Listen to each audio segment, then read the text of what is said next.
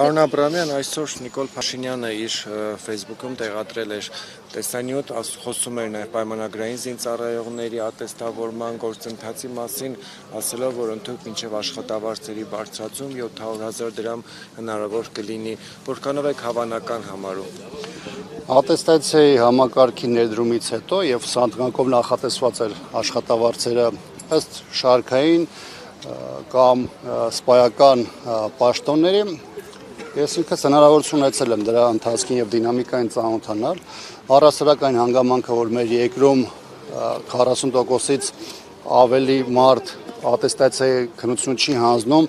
ինքնին դա խոսում է ոչ միայն այն մասին որ այդ զինծառայողների 40%-ից ավելին զրկված են բարձր աշխատավարձ ստանալու համեմատաբար բարձր աշխատավարձ ստանալուց, այլ նաև խոսում է զորքերում առկա մարտական պատերազմության վիճակի մասին, որովհետև այդ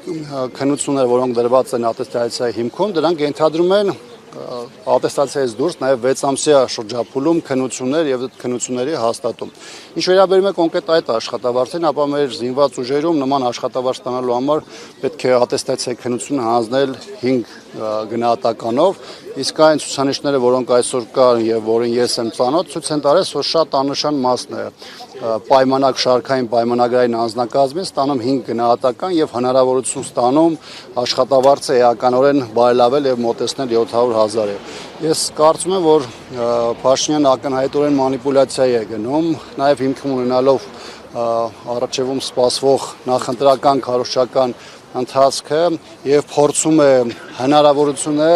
ներկայացնել որպես փաստ։ Եվ նաև նույն ընտրական գործընթացով պայմանավորված արդյոք դրանով էր պայմանավորված զինծառայության ժամկետի կրճատումը, ում ինչ իշխանահարել խաղաղությունը, որը ըստ իրենց օգոստոսի 8-ին հաստատված է, Ադրբեջանի նախագահը շարունակում է խոսել ըստ էության ռազմական ռետորաբանությամբ, նաև Սևանա լճի հետ կապված, գիտեք, սա ինչի մասին է խոսում։ Ադրբեջանի նախագահը հանրայնացրել է մի բան, որը նրանց քարոզչական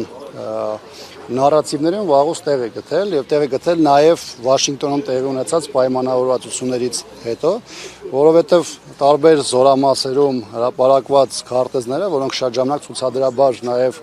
ցուցադրվում են, այնտեղ Հայաստանի Հանրապետություն ներկայացված է առանց Սյունիքի եւ Վայոց-Ձորի մարզերին աղճատված է Տավուշի, Ահարատի եւ Եղարքունիքի մարզերի քարտեզները